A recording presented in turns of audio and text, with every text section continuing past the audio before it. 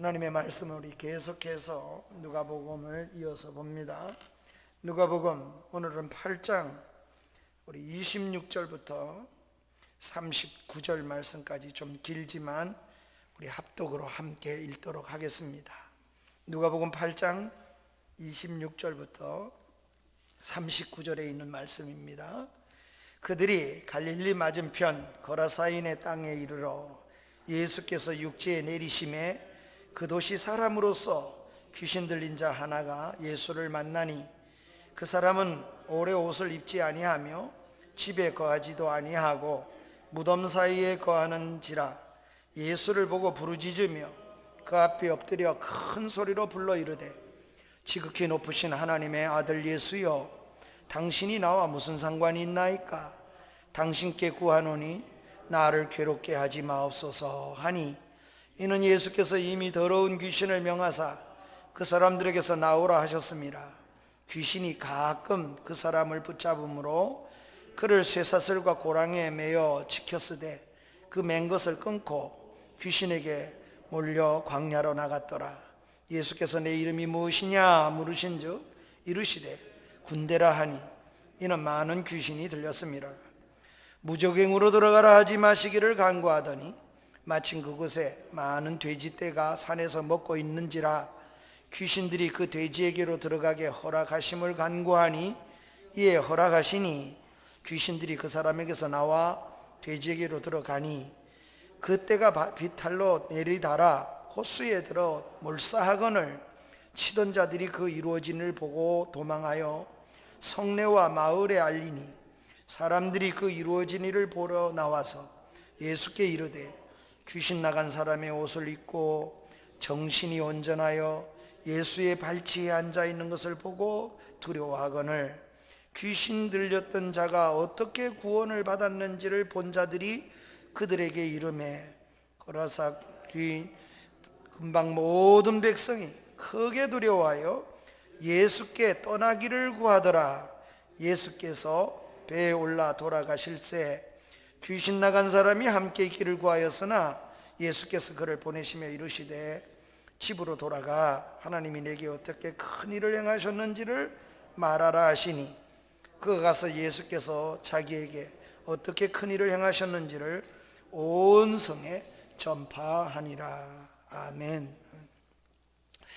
오늘 이 말씀을 중심으로 해서 우리가 소중한 사람이라는 제목으로 함께 생각하려고 합니다.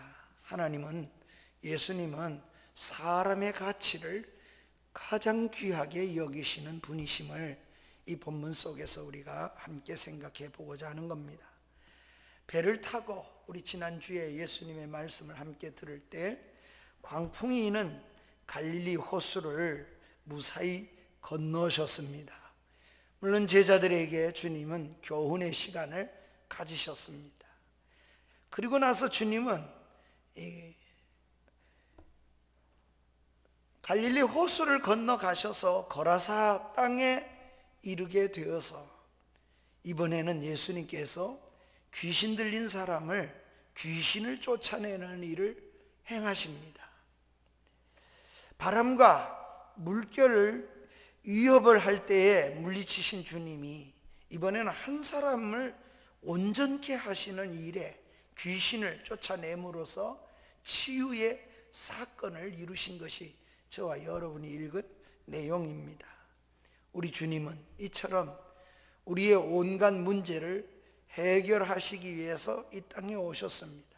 따라서 오늘 우리도 내게 만난 모든 문제를 내가 짊어지지 말고 주님께로 가지고 나가서 주님이 모든 문제에 물결이든 그 귀신 들린 문제이든 주님이 해결하신 것처럼 우리 예수님이 해결사인 줄 알고 예수님에게 내려놓는 그러한 믿음의 걸음을 우리 삶 속에서 살아야겠습니다. 오늘 이 본문은 귀신을 쫓아낸 것이 이미 예수님께서 누가복음에 보면 여러 차례가 있었습니다. 그럼에도 불구하고 오늘 이 귀신을 쫓아내는 사건은 매우 독특한 그런 내용을 담고 있습니다.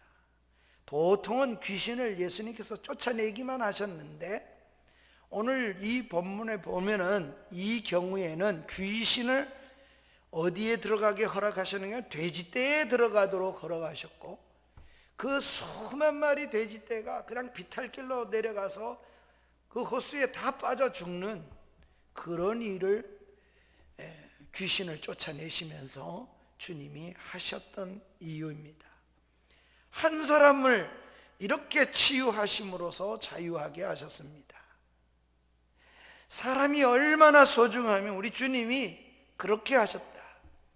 그러니 갈릴리 호수를 건너가신 이유도, 주님이 그 바다를 잠잠케 하신 것도 다 주님의 섭리 속에서 어떻게 보면 이 짧은 한 사건, 귀신을 쫓아내서 온전하게 만들어 주기 위해서, 또 그런 사건을 이루신 주님이 거기 거라사 땅에서 머물지도 못하고 주님을 밀고 쫓아내는 사람, 동네 사람에 의해서 다시 배를 타고 돌아오시게 되었다. 바로 이런 내용입니다. 그럼에도 불구하고 우리 주님은 거라사 땅에 귀신 들린 사람을 치유하러 가셨던 것입니다. 이처럼 사람 한 사람을 온전케 하심이 주님에게 소중했던 것처럼 우리도 사람의 가치를 우리 주님이 어떻게 보시는가 하는 것을 이 말씀 속에서 교훈으로 삼고 우리도 그렇게 살아야만 하겠습니다. 이제 며칠이 지나면 민족의 명절을 맞이하게 됩니다. 명절 때마다 대체로 싸우는 일들이 많고, 또 한동안은 코로나 오기 전에 이 명절이 가까우면 TV나 매체를 통해서 매스컴에 항상 하는 말이 있습니다. 그게 뭐냐? 명절이 끝난 후에는 이혼율이 확 올라간다는 거예요. 뭔가 깨지는 소리가 난다는 거예요. 즐겁고 오히려 위로가 되고 사람을 세우고 그러해야 되는 명절이 오히려 사람을 깨는 이런 일에 명절이 되어서야 되겠습니까? 우리 모두는 주님의 마음을 품고 이 명절에 사람을 귀중히 여기는, 그리고 오히려 없던 우위가 생겨지고 없던 섬김이 일어나고 없던 하나님의 사람의 모습이 드러나는 그러한 명절을 보내야만 할 것입니다. 우리가 어떻게 하면 우리 주님처럼 이렇게 살아낼 수 있을까요? 우린 먼저 이 사단이, 귀신이 어떤 존재인가 하는 것을 좀 생각해야겠습니다. 첫째로 귀신은 영적인 존재라는 사실을 기억하셔야만 하겠습니다. 귀신에 대하여 성경이 말하는 원리를 좀 생각해 보십시다. 귀신은 실존합니다. 성경이 그렇게 말씀합니다. 목사님, 귀신이 어디 있습니까? 이런 분들이 요즘에는 한간에는 목회하면서 듣는 얘기가 많습니다. 또 처음 전도사 할 때 그때는 귀신의 역사가 교회 안에 참 많았습니다. 미쳐서 돌아간다 그러죠. 교회 와서 미쳐가는 사람도 많았고, 첫 목회 속에는 치유 사역이 중에서도 귀신을 축출하는, 심지어 어떤 그런 사람 들린 것 때문에 온 교회가 매달려 철야 기도를 하며 그런 일을 행하기도 했습니다. 실제로 마귀는, 귀신은 아직도 존재합니다. 그런 귀신은 어떤 존재인가? 성경 전체 내용에 보면 사탄이, 마귀가 부리는 영이다.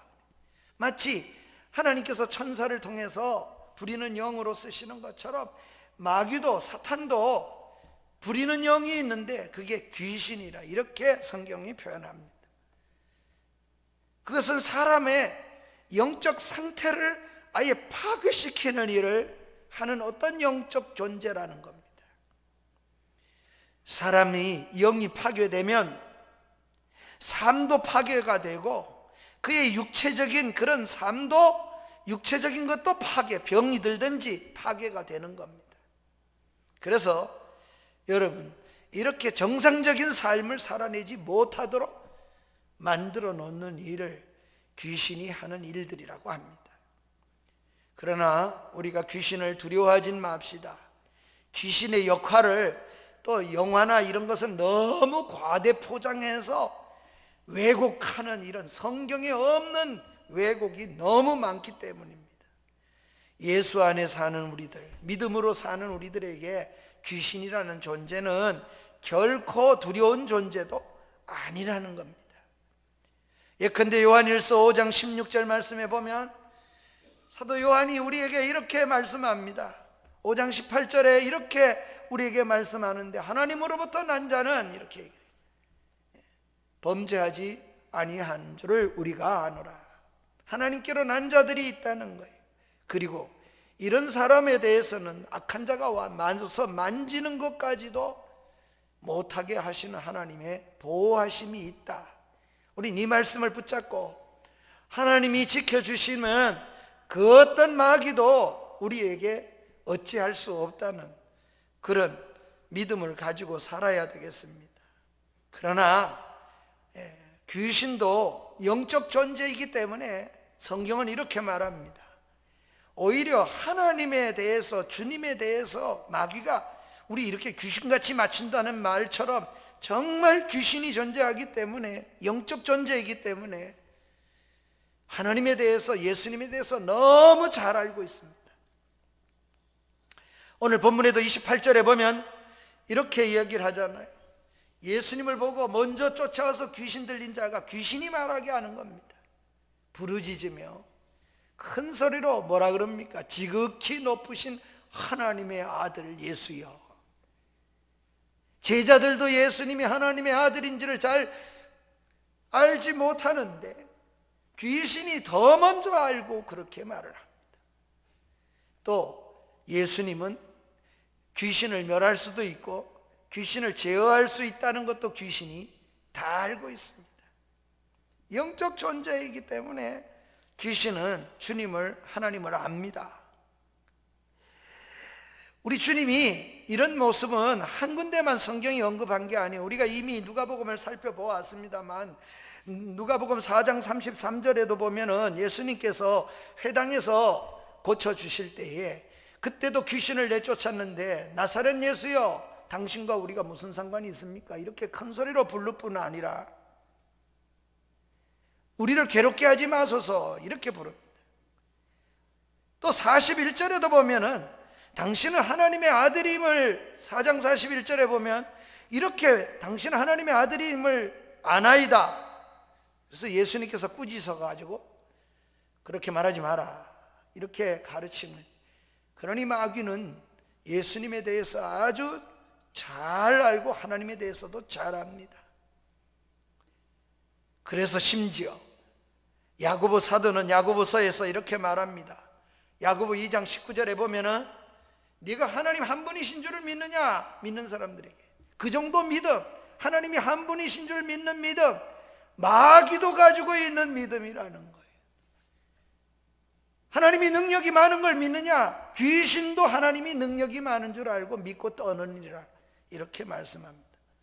그러니 참된 믿음은 삶으로 나타나야 된다는 것을 가르치면서 머리로 믿는 그런 믿음, 거기에 믿음이 머물러 있고 삶으로 믿지 않는 그 믿음, 그러한 믿음이 얼마나 헛된 믿음이고 거짓된 믿음인가를 주님이 야고보를 통하여 우리에게 가르침을 주신 것입니다.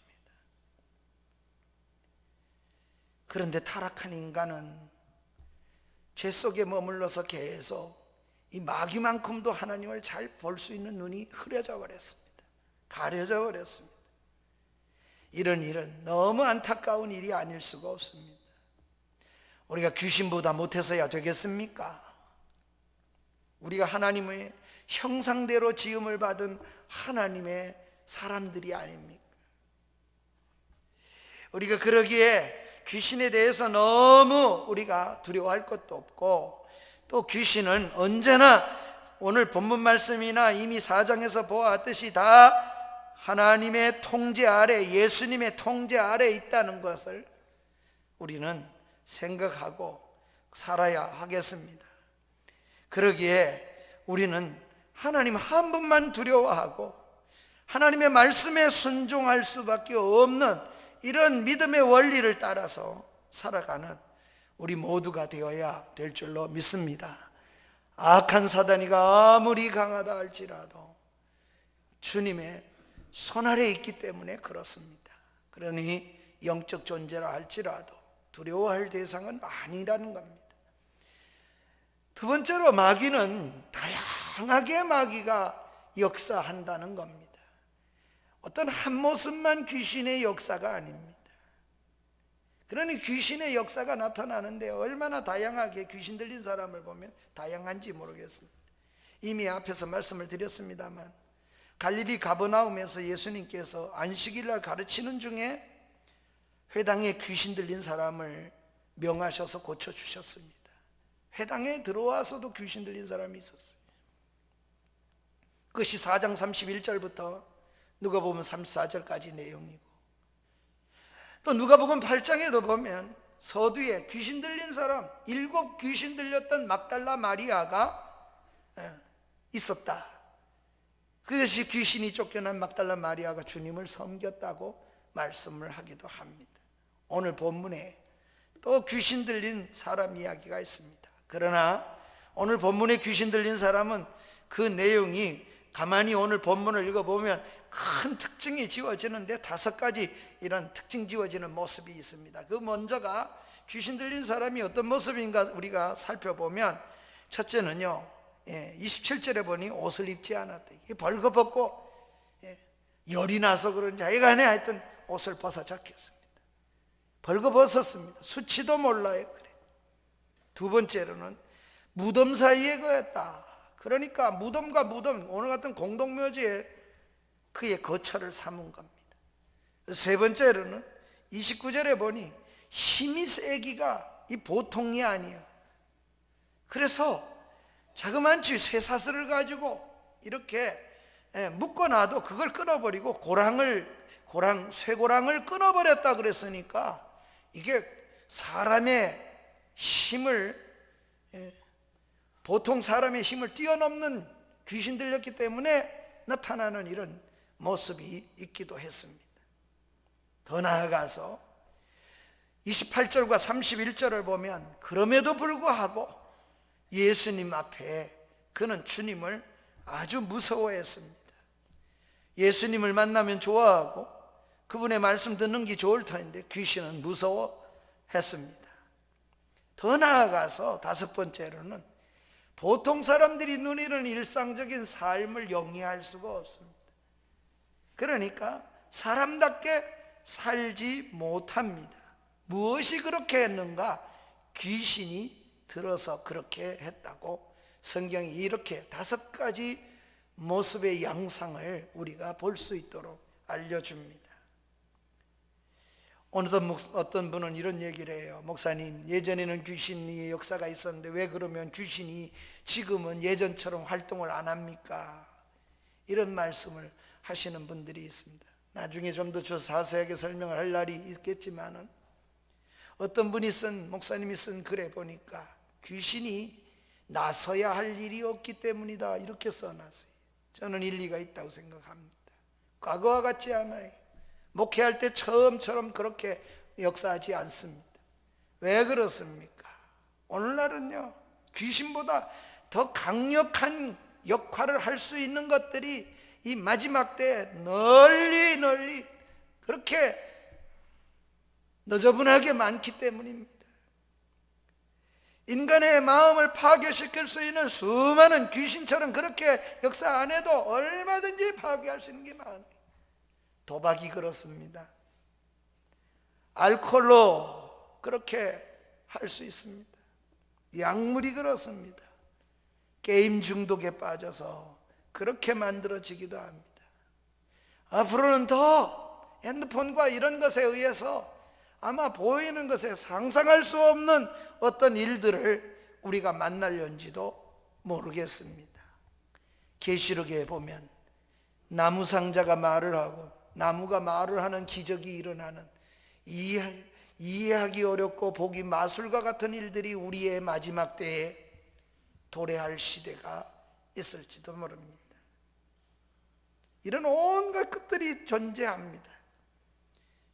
귀신이 들리지 않은 것 같이 보여지는 겁니다.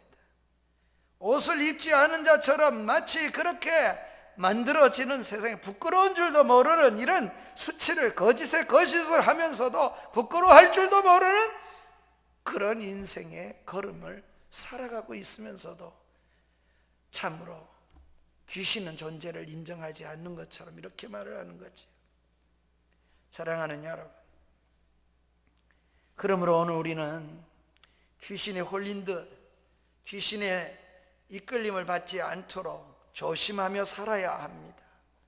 하나님의 사람으로 하나님의 아들, 딸로서의 주체성을 분명하게 하고 말씀을 따라 살아가면서 성령의 이끌림을 받는 삶을 살아야만 합니다. 또 우리가 정상적으로 생각하고 이성적으로 생각하고 상식적으로 생각하고 믿음으로 귀신이 파고들 수 있는 그런 공간이 생겨지지 않도록 오늘 우리가 그렇게 믿음으로 살아야 합니다. 그러니 조심하게 살아야 하고 또 건전하고 말씀대로 조금이라도 믿음의 틈이 생기지 않게 하려고 영적으로 병들면 그 사이에 마귀가 파고들 수 있다는 걸 언제나 생각하고 한 걸음 한 걸음을 살아가는 그런 사람이 되어야 하겠습니다. 사탄이가 비집고 들어올 수 없도록 말입니다.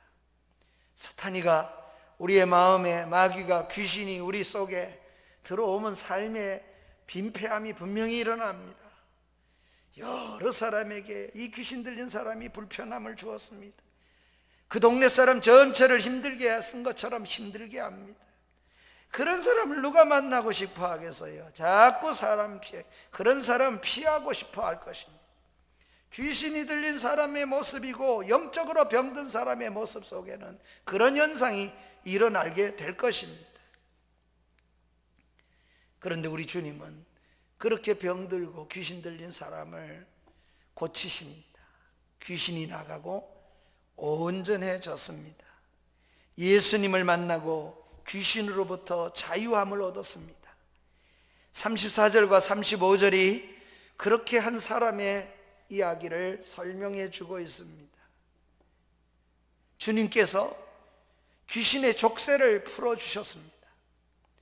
무덤 사이에 거하던 그는 집으로 돌아갈 수 있도록 되었습니다.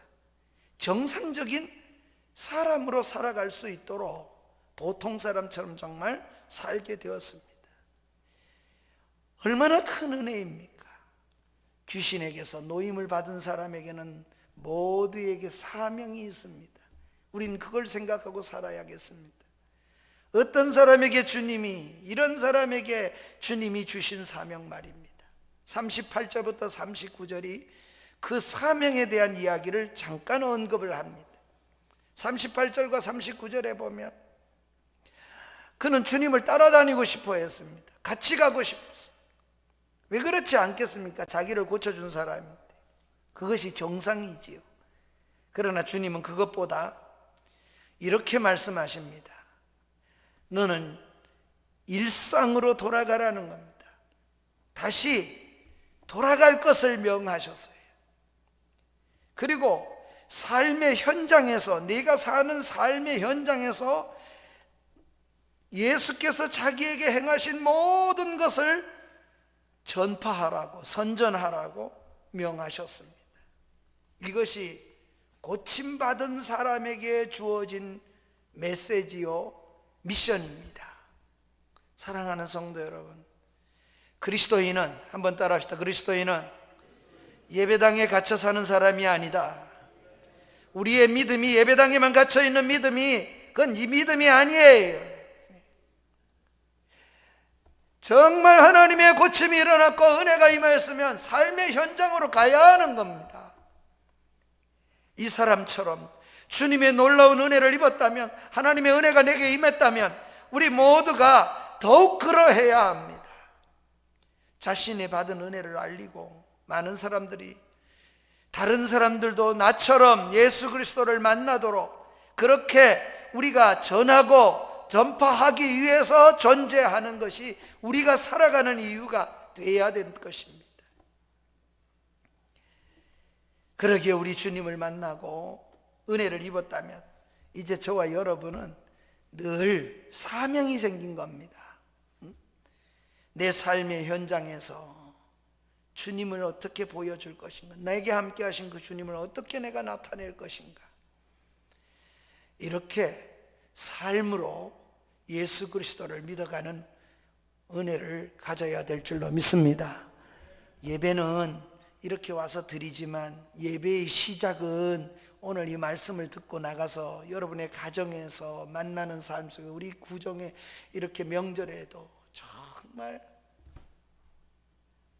우리 예수 믿는 아무개는 우리 가정에 와서 가정에 볼 때 너무 필요한 존재, 우리 며느리는 너무 정말 귀하다. 그것이 예수 믿는 일 때문에 그렇구나. 그렇게 보여져야 된다 그 말입니다. 우리를 그렇게 하기 위해서 주님이 이 땅에 오신 거예요. 주님이 하늘 보좌를 내어놓으시고 우리를 억압받고 죄에 포로되고 그렇게 살 수밖에 없고 죄된 인생에서 자유함으로써 우리가 그렇게 자유를 주기 위해서 주님이 이 땅에 오셨기 때문입니다. 그래서 우리가 이 땅에 오신 주님의 날을 정확한 날짜는 몰라도 우리는 성탄절이라고 이렇게 말하고 지키잖아요. 명절로 지키잖아요. 전 세계의 명절이 되잖아요. 성탄절은 최고의 명절로 지켜야 되는 이유가 바로 그런 것이잖아요. 날짜의 중요성이 있는 것이 아니고 그렇게 하시기 위해서 오셨기 때문입니다.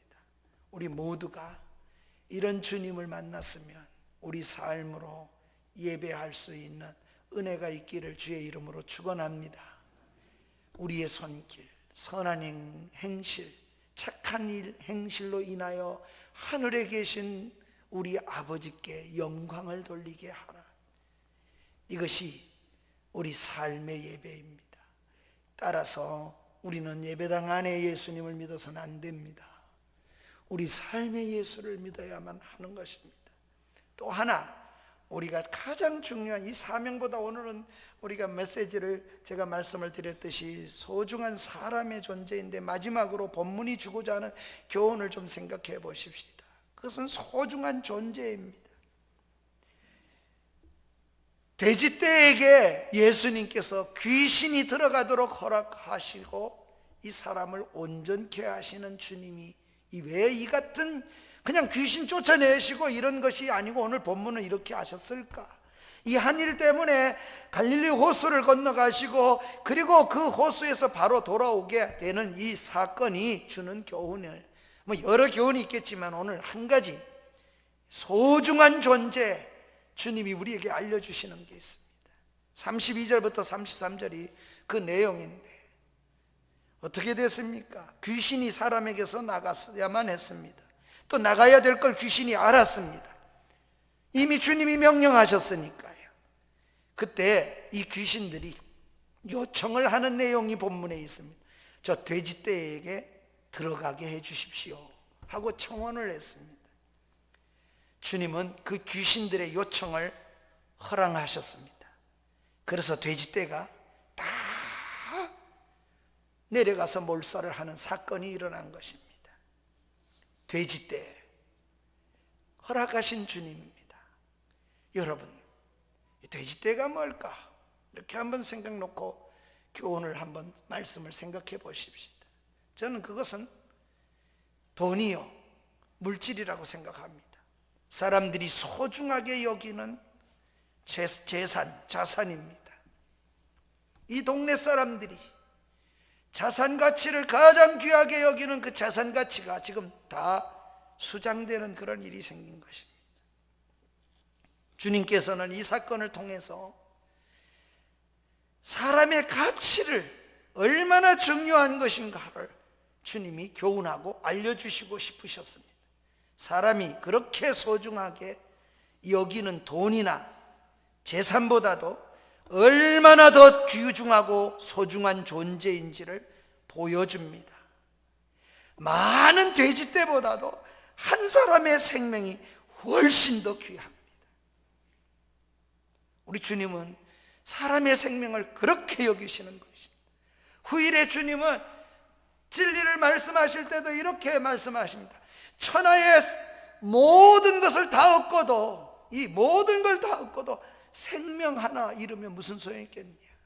그 모든 걸 다 이뤄도 생명 하나, 한 사람 생명 얻는 것이 훨씬 더 크다고 말씀합니다. 이 가치를, 이 주님의 가치를 가지고 살겠느냐, 지금 주님이 그걸 지금 우리에게 가르쳐 주고 싶은 겁니다. 그러니 주님이 사람의 몸을 입고 이 땅에 오신 것도 사람이 귀해서 오신 것입니다. 주님은 그렇게 말씀하신 겁니다. 주님이 죽어주실 만큼 그렇게 귀한 존재가 사람입니다. 그러니 얼마나 사람을 귀하게 여기시는 겁니까? 옆 사람 보고 한번 해볼까요? 당신 날 절 쳐다보지 마시고 옆 사람 보시고, 당신은 소중합니다. 주님이 죽어주실 만큼 소중한 존재입니다. 고백처럼 여러분 귀히 여기십시오. 주님이 죽어줄 만큼 소중한 존재입니다. 그러므로 그렇게 주님이 소중하게 여기는 사람 앞에 함부로 하지 마십시오. 주님이 소중히 여기는 사람을 무시하거나 폄하하거나 괴롭히지 마십시오. 주님이 그를 위해서 죽어주셨어요. 그만큼 사람은 이 우주 전체 거를 다 잃어도 우주보다도 한 생명의 사람을 귀히 여기시는, 이게 도대체 세상 가치로는 이해가 안 돼요. 이 동네 사람이 이런 주님이 이해가 되지 않아요. 그래서 주님을 떠미는 겁니다. 받아들일 수가 없어요. 그래서 우리 동네를 떠나세요. 그렇게 고쳐준 한 사람이 생명이 살아난 것에 대한 관심도 없어요. 그게 더 크게 보이기 때문에. 그러나 주님은 지금 주님의 가치를 가르쳐 주시는 겁니다. 이 한 사람을 살리기 위해 돼지떼를 죽게 했습니다. 주님으로서는 당연한 일입니다.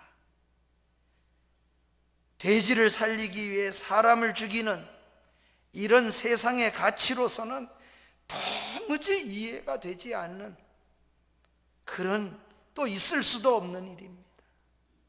그러나 주님은 죄인을 살리기 위해 돼지가 아닌 주님 자신이 죽어주셨습니다. 구약에도 수많은 제물이 죽어나갑니다. 제사할 때마다 양이나 소와 제물이 죽어갑니다. 그 제물이 죽음으로 죄사함을 얻는 원리를 하나님께서 사람을 구원하는 원리 속에, 구속의 원리 속에 담아 주신 겁니다. 그런데 마을 사람들을 보십시오. 이들이 돼지의 떼에 몰살한 돼지 떼에 집중합니다. 사람이 살아난 것은 중요하지가 않아요. 이게 세상적 가치예요. 세상적 가치에 매몰되면 물질 하나 때문에 사람이 죽어나가는지 바로 되는지 안 되는지 관심이 없어지면 기독교의 가치가 아니에요. 주님의 나라를 보는 눈이 아니라는 거예요. 그래서 이 사람들이 어떻게 합니까? 돼지떼가 아까운 사람들은 주님을 마을 바깥으로 나가도록 요청합니다. 37절입니다. 우리 37절은 함께 읽겠습니다. 시작. 걸어서의 땅 근방 모든 백성이 크게 두려워하여 예수께 떠나기를 구하더라. 예수께서 배에 올라 돌아가실세. 그 한 사람 한 영혼을 구원하기 위해서 그 귀신 들린 거라삭 귀신, 이렇게 강한 귀신 하나를 새롭게 해주었으면 그 새롭게 해준 주님을 영접할 것 같은데 그렇지 않아요. 주님은 그 한 사람 때문에 가셨다가 떠밀려서 배를 타시고 돌아오시게 되는 사건이 일어납니다. 바로 이 말씀이 주님이 마을에서 나가도록 요청을 받는 것입니다. 사람의 가치를 모를 뿐만 아니라 예수 그리스도의 가치도 모르는 것입니다. 돼지떼에 일어나는 일이 또 일어날까 걱정이 되는 겁니다. 이 제사물 없어질까 봐 그거 하나 지키려고 사람 생명이 어떻게 되는 건 관심조차 두지 않는 그들이 오히려 예수님을 환영할 것 같은데 떠미는 겁니다. 여기에 십자가의 죽음이 있고 여기에 복음의 핵심이 있습니다. 돼지를 잃고 주님을 얻는 것이 훨씬 복된 일이 아닐까요? 그것이 사는 길인데도 불구하고 복인 줄을 모르는 자들이 이렇게 한 것입니다. 주님의 가치를 모르는 사람들은 사람의 가치도 모릅니다. 주님이 놀라운 가치를 주고 사람을 사셨는데 주님의 가치가 느껴지지 않으니까 사람의 가치도 가늠할 수조차도 없게 살아가게 되는 겁니다. 그래서 사람을 무시합니다. 괴롭힙니다. 돈 몇 푼의 사람을 사실은 밟습니다. 세상 사람은 수단화를 정당화해요. 물질에 다 모든 것이 내게 손해나는 것에 대해서 정당화하려고 하는 거예요. 이게 세상적 가치예요. 그런데 한 생명을 귀중히 여기고 그 생명 때문에 죽어주실 수 있는 분이 주님이십니다. 세상 사람은 사람을 수단화로 쓰지만 주님은 그런 적이 없으셔요. 주님은 사람을 수단화하는 경향을 하시지 않으셨어요. 목적이어야 할 사람이 수단이 되고 마는 경우가 많습니다. 이것은 불행한 일이 아닐 수가 없습니다. 귀신에게 시달리는 인생을 풀어주신 예수님, 돼지떼가 몰살을 해도 사람이 귀해서 그렇게 하신 것입니다.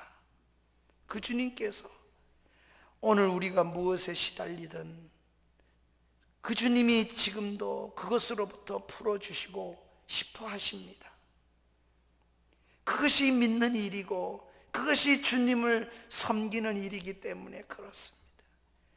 우리가 귀한 존재, 사람이니까요. 우리를 풀어주고 싶으신데 우리를 스스로 묶이고 스스로 불행한 자리에 간다 그러면 얼마나 안타깝겠습니까?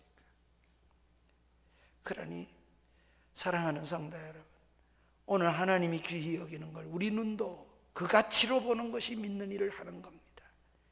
따라서 귀신이 문제가 아니라 내가 문제라는 겁니다. 오늘 우리 자신이 문제 옳습니다. 그런 마음, 그런 심리적인 상태, 그런 신앙생활에서 빨리 벗어나려고 힘을 써야 합니다. 그렇지 않으면 그가 목사가 됐다면 아마 이렇게 표현하죠. 숫자가 많이 모이고 교인이 많이 모였으니까, 헌금이 많이 모이니까, 큰 교회가 됐으니까 성공했다고.